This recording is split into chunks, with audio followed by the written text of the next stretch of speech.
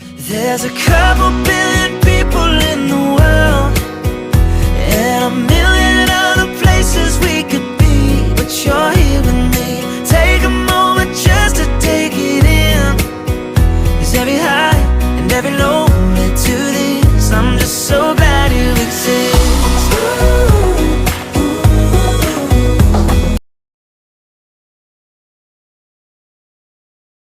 Guys, I thought I'd do an update.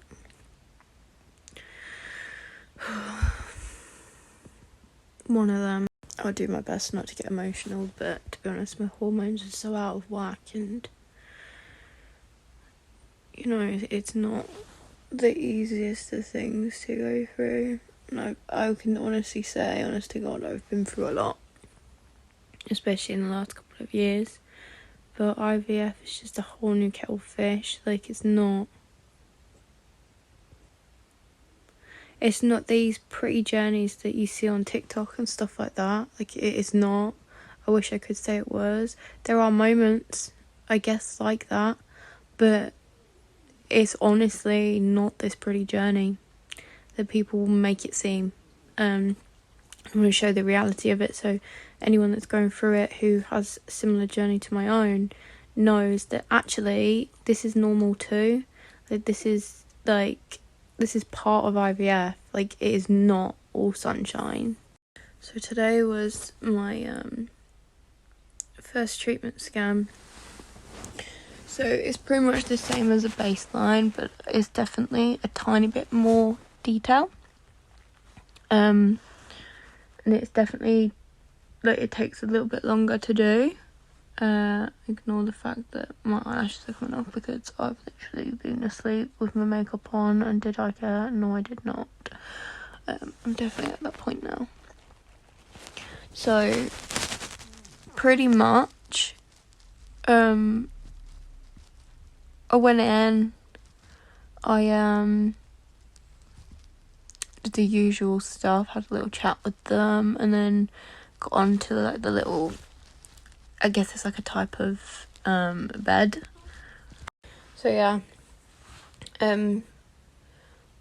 pain wise, so I am now, I think I'm day 6 of the first IVF cycle.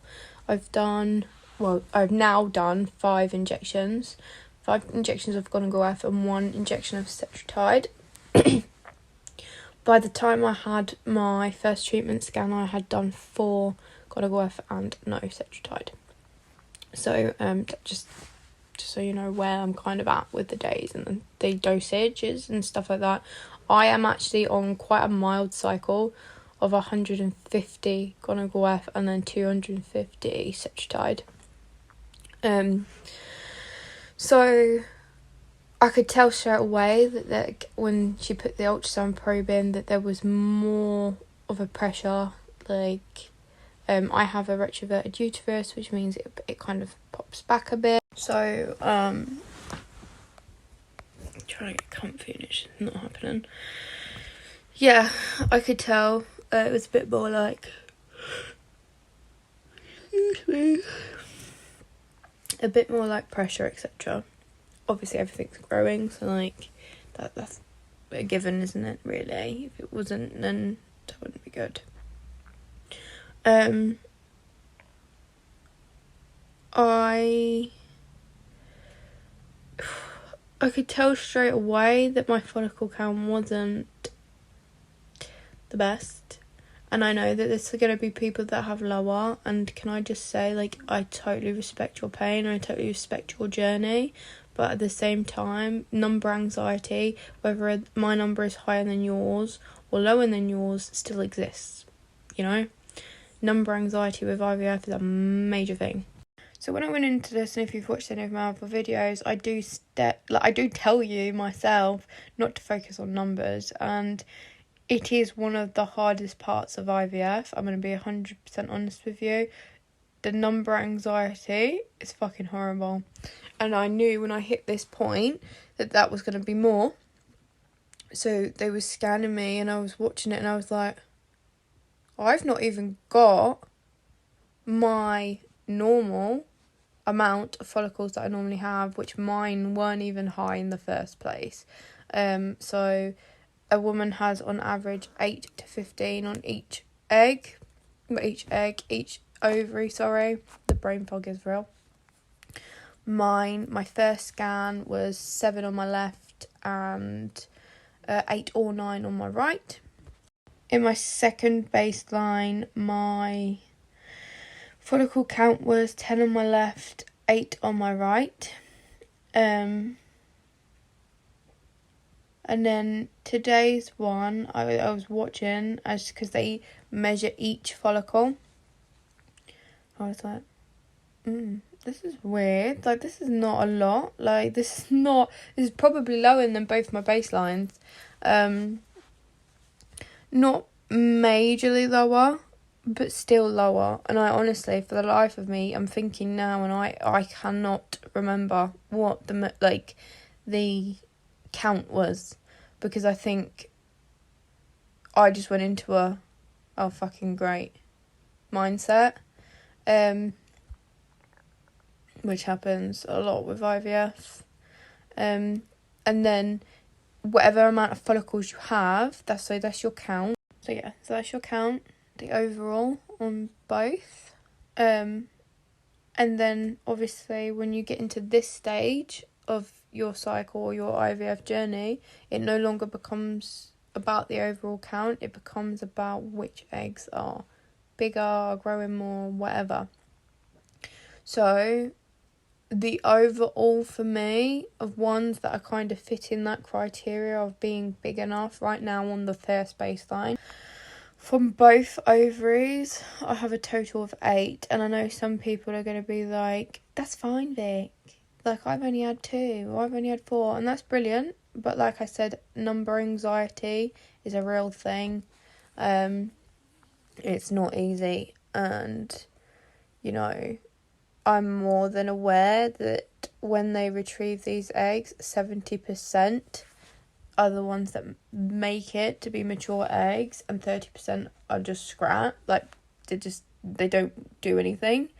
And then obviously that number decreases again with fertilization, and then decreases again with blastocysts. So blastocysts are your embryos. And I know that people are like, it only takes 1 egg. It only takes 1. But it doesn't only take 1 egg, because if it fails, you have no embryos in storage. You know, you have no backup.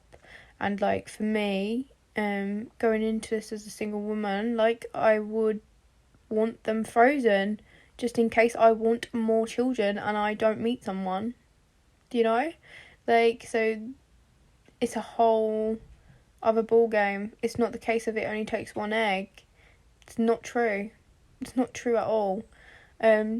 Yes, 1 embryo, I should say, can make a pregnancy, potentially, but in something like IVF, you want some in storage if that is what you're, like, doing, you know?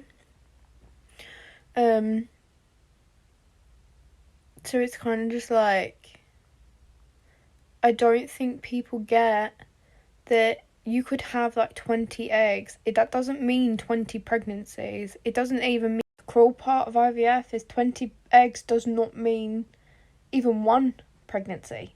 Like, if you're very fortunate, yeah, you're gonna have your child. And then there's some women that, and men, that, like, you know, it just doesn't work. It's not the case of 1 egg. And everyone that says 1 egg pisses me off. Like, I'll be honest, it's not helpful. It's like, shut up. Like, no. I'm allowed to have number anxiety. It's a part of IVF. I'm allowed to be like, oh, okay, this is my lowest baseline that I've had so far. Great. Like, and it just happens to be the cycle I'm on. What I will say is, for anyone that's going through this, who is in the same mindset as I am right now, I'm going to snap out of mine for a second to help you. It's all about the quality of eggs, and unfortunately, none of us have a crystal ball. We don't know. Like, we genuinely don't know. I can say I've been on all the vitamins. I have been I've been moving mountains, let's be honest. Like, I don't think there's any other way to say it. I have now injected myself 6 times in total. 5 for gonorrhea and 1 for Citrotide. I have tried my best, and you know what? In these times, you literally just have to fucking have faith. Like, it is so hard. It's not easy. At times, you're going to be like, what the hell am I doing? Like, this is not easy at all. And I feel for any of them women that are doing this, like, by themselves. And I always feel so guilty saying doing it by myself, because I obviously have my family and my friends, and they're all ridiculously supportive, and they all constantly ask if I'm okay, or if I need anything and stuff like that. And it's absolutely beautiful, and it's lovely to have that support. But at the same time, when it comes down to it, I'm sitting on my bed on my own, I'm injecting myself, I'm mixing the meds myself, the anxiety is my own. Like, the worry about numbers, as much as, like, I'm sure my family do think about it, and I'm sure my friends do think about it, like, it's kind of on my shoulders. There is no one else to kind of shift that to, and that is not fucking easy. And I would say for anyone that's thinking about doing this as a single parent, this is part of it. You can do it, 110% you can do it. Like, it's fucking doable. But there's going to be times that it's doable. You just have to, you got to order some thicker skin before you even start. The rush of hormones, the fact that, like, you're constantly second guessing yourself. You're like, did I do this injection right? Did I inject the entire dose? Did I do this? Did I do that? Did I do this? And it's always I, because it is you that's doing it. Because there is no fucker else doing it. And, like, part of me is like, oh yeah, that means I got a control aspect, right? Because it's me doing it, so therefore I can make sure it's done properly. Because I'll be honest, if you're a person who needs control, you're not getting it in IVF. You're not getting it in IVF, because of all the control factors change constantly. And when I say constantly, and people will be like, what do you mean? Like, how does it change? Like, your numbers, you have no control of your numbers. You have no control over which follicles are going to grow and which are not. You have absolutely no control on the symptoms, how your body's going to react, how your mind is going to react to it. Some days I'm literally like, nah, mate, I've got this. Fucking bring it. And then other days I'm like, what the fuck am I doing to myself? Like, honestly, what am I doing? Because when you're sitting here by yourself and you're thinking of all these things, it's crazy. Like, this is not like, oh, not the cute little videos of everyone jabbing each other and, oh, we've got this many eggs and it's such a happy time. I'm sorry, I'm gonna be dead honest, it's fucking not that. It's just not that. Do you know what it is? It's anxiety. It's desperation. It's a fucking dream that you're holding on to so tightly that is all you can think about. Literally 24 hours a day, it is all you can think about, because it consumes your entire life. IVF is not something that you do on the side. It's something that you just do. Like, it is something that you do 24 hours a day from start to finish. I've been doing this for over a year. Like, and I've only just started injections. I'm literally on day 5 or day 6 of the injections. Like, it has completely taken over. Desired outcome is obviously worth it. 1,000,000%. You'd do it 1,000 times over. Like, and I'm not saying it's not. And IVF is such a beautiful thing, but there's so much pain involved.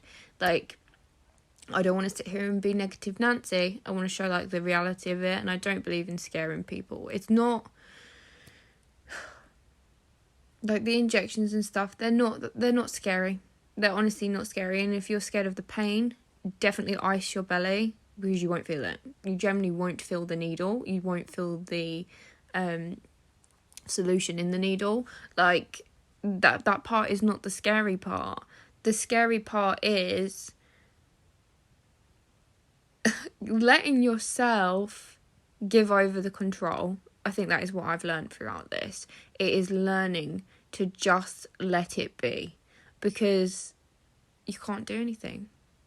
There is no control. there is absolutely nothing you can do. And I think that's the scary part of IVF. And that is the part that is not necessarily shown. And so, maybe in me, I'm going to show it. Because this is reality. And I would hate for someone to start their journey and be like, mine's so different to all these cute videos. Or my count isn't as great as everyone else's. Or is it normal that I'm worried that I've only got this many and I thought I'd have this many? And why do I feel guilty saying that? Because there's a woman with less. Like, they are the reality of IVF and it's not bloody shown. And so, you know, I don't give a shit, so I'll say it. No matter what anyone else's numbers are, you're allowed to have anxiety about yours. The control aspect is totally normal for you to feel out of control right now. It's not always the cute videos of jab, jab, smile, smile, like, oh yeah, look how cute it is. It's normal if yours doesn't look like that. If you're doing this by yourself, it's completely normal to envy that because you're by yourself. It's completely normal. It doesn't make you a bad person for looking at someone and being like, I wish I had a partner there doing this with me. Bloody hell. Like, it's normal. We are human. It's also normal to literally be like, what the fuck did I get myself into? Because this is IVF. Welcome to the reality of it. Like, and it's okay to have a moment where it's literally negative. Because this is hard. This is not an easy thing. No one said it was going to bloody be easy. Like, and trust me, anyone that told you that it's not is telling the truth. But equally, allow yourself to have the good moments. You did that injection, fucking go you. Because do you know what? You're injecting yourself at home. It's weird. It's bloody weird. Pat on the back. You did that. Like, you survived the first treatment scan. Go you. You did that. You managed to get yourself to eat something during the day. Well done. I don't care if it's a fucking piece of chocolate cake. If it's not a broccoli, who gives a fuck at this point? Seriously, who gives a fuck? Like, no. Like, if we're doing something, pat on the back. Like, if you took a nap today because you couldn't deal with the fact that your head will not stop going and going and going and going, well done you, because you took yourself out of a situation that could have drove you fucking nuts. You prioritised yourself and you had a nap. Thumbs up. I'm proud of you, kid. What I'm trying to say is, for all the women and the men in this journey, because I don't want to forget the men either, well done. Well done. You got through another day. That's all I've got to say. And if you're at the beginning of this, well done. You took the first step. You have to literally praise yourself on every single bit. And this is what I've learned in this journey. No matter how small a step might seem to someone else, well done. Because it isn't easy. And sometimes you just have to give yourself a break. I just want to put this in there as well because I think it's so important. And I hope my family and friends know it. Like, when you're supporting someone with IVF, whether they're doing it with their partner or by themselves, know that every little message and every little thing is appreciated, even if we stay quiet. Because, I can assure you, the rush of hormones, the stuff in our heads and stuff, the constant worrying, even if we look like we're not worrying, it is there. So sometimes it comes across as like, I don't want to talk to you about this, or I'm not hearing that you're supporting me, I'm not seeing it. I can assure you they're seeing it. Like, if you're doing it, they are seeing it. Like, my mum in the treatment scan, bless her, like, she was asking questions, and I was very quiet at that point because, like, I know. And obviously on the way back, she was trying to talk to me about a couple of things, and as much as I was talking, I wasn't there. I wasn't in that car. Like, in my head, I wasn't there. If I'm honest, like, yeah, you just kind of, it's hard to explain unless you've been through it, but you're there, but you're not there. Like, it's very strange. But yeah, for anyone supporting anyone with IVF, or even like the beginning of their journey, or whatever the idea of it, whatever it is, thank you. Like, I want to thank them on your behalf, or well, on their behalf, because we can't always say it, you know? Like, there's too much going on that we forget to say it, but we think we've said it. Like, it's crazy. We think you just know, and I get it. As someone who's supporting someone with IVF, don't know what to say. And my granddad, who is my dad, like, he, bless him, was one of the people that came out with the, oh, you don't need 8 eggs, like, that's 8 children, you don't want 8 children. And it's trying to comfort me, and I get that, and I appreciate that, and I love him for it. Like, I absolutely adore the man. And part of me did smile, and then part of me is like, no one gets it. Like, no one gets it. And I think that's the thing with IVF. No one gets it.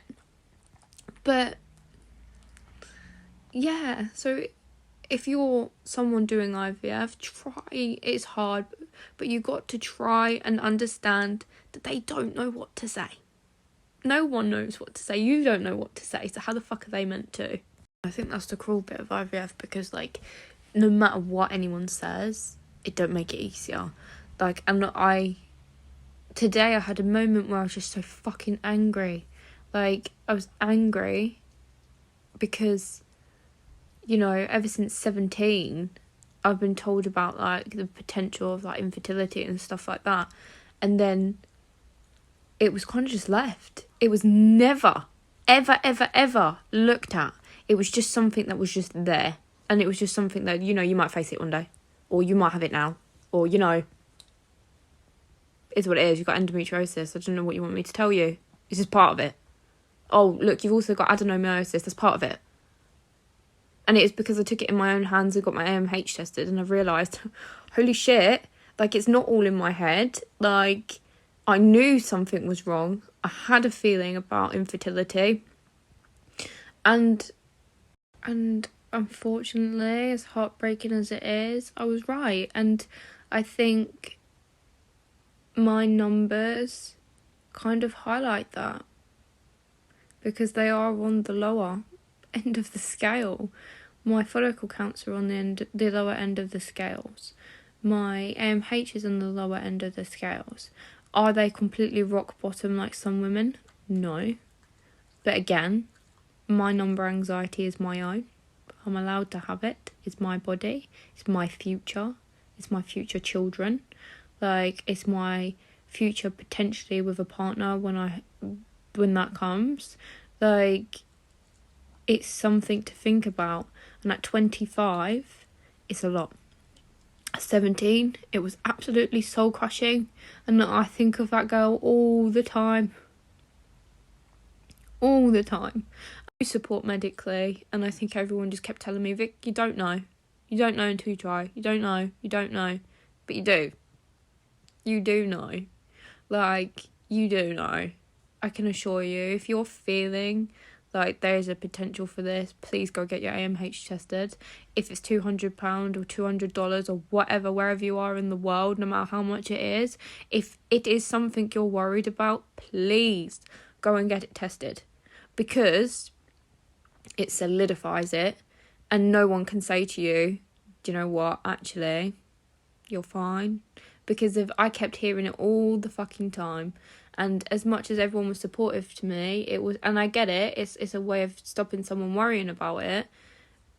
But now, at 25, all I can think about is that 17-year-old who originally was like, what am I meant to do? Like, 17-year-old that constantly felt like they was on a clock. That 17-year-old who laid there and absolutely bawled her eyes out because it's all she wants. And then I get it, some people are like, oh, it's a baby, why is it all you want? Like, some of us just know. And I would say it might not seem like a major deal to anyone else, or you'd be like, oh, you got time, you're only 25. Like, when you're faced with the fact that there is a very real possibility that it will never happen for you, it doesn't matter how old you are. Like, it honestly doesn't matter how old you are.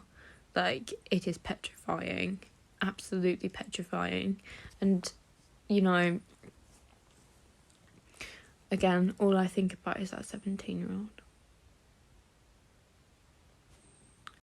Every bloody day. And I also think of all them women and men, because men have male factor infertility as well. They're watching their partner go through it, and they're going through it too, because if you are a unit and you are a partner, in my eyes at least, you both got it. Like, you both got that issue. If you're willing,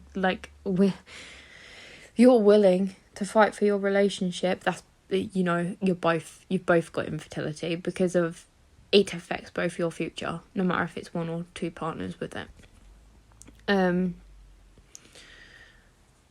Yeah. My heart breaks for every single one of you. I am you. I see you. I hear you. I know exactly how it feels like to walk past someone who's got a newborn crying, and all you want is to hear yours. Like, I know that. I know how crazy you feel when you pick up a baby grow and you want to buy this, and then there's this little voice in the back of your head that's like, you might have to put it in a box one day, because it might never get worn. Or I know how horrendous it feels when you're trying to be so supportive to your friends and family who are blessed with children, and yet part of you's got this green-eyed monster envy in the pit of your belly, and you just don't want to hear it. But you don't want to come across as rude. But you're also sad because you feel that way and you want to support them. These are all normal things. These are all things that happen with infertility and IVF, and part of you is like, why me? Like, why have I got to be dragged through the trench?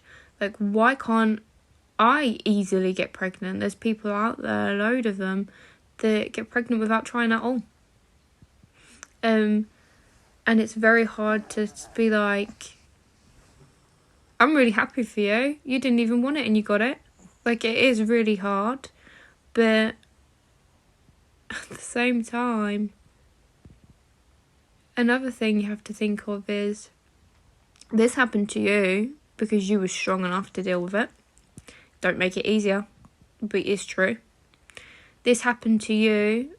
I believe this honestly happened to me for a purpose. This exact purpose, to raise awareness on it. I believe the same with the stoma. I believe the same with the SPC. I believe the same with Ehlers-Danlos syndrome and all the bloody rest of it. I honestly believe that I was put here to help teach people and heal others. And whether you believe in that sort of shit or not, I get it, it's kooky. Trust me, I know. I feel fucking kooky. I feel off my bloody head. But honestly, I don't even think I've got one marble left. Not a single fucking one. But it's pain into purpose, and it's something that I use to motivate myself. It's not easy. It's really not. But it's true. And you have to try and see the glimmer of light, whether it is this big or like a massive, I don't even know what. Think of something fucking massive and that's got a light on it. Lighthouse, I don't bloody know. Okay? So yeah, I wanted to show the real sides of it, the real thoughts. I wanted to thank the people who support people with IVF, and I wanted to also remind you that, you know, we get frustrated with certain words like you only need one egg and things like that. But we appreciate it. We appreciate that you're trying. It might not feel like it. It might not seem like it. We might lose our shit. Very likely, with all these hormones through our body, I can assure you. But it is appreciated. Like, it doesn't go unnoticed at all. And for anyone who thinks IVF is easy, give your head wobble, darling, because it's not. But it's still beautiful. It is an absolutely beautiful thing, because you would not do this unless you loved someone, and you're doing this for someone that you've never even met, that you've never held, that currently does not have an official name, that doesn't even exist on this planet yet. Like, and that is so unbelievably beautiful. The amount of love that a mother and a father have going into this, and I say a mother and a father because at this point I fucking believe you are one. Like, whether you're holding your child or not, fuck me, you are one, because of my God, fighting this much just to hold them. Wow, that's a lot of love. That is a lot of love. Yeah. Anyway, I'm gonna go because I ranted for a while and I've got to edit all this shit. Good luck, future Vicky. I'm sure you laughed at this part. Like, yeah, keep going, because like, you just gotta hold on to that love.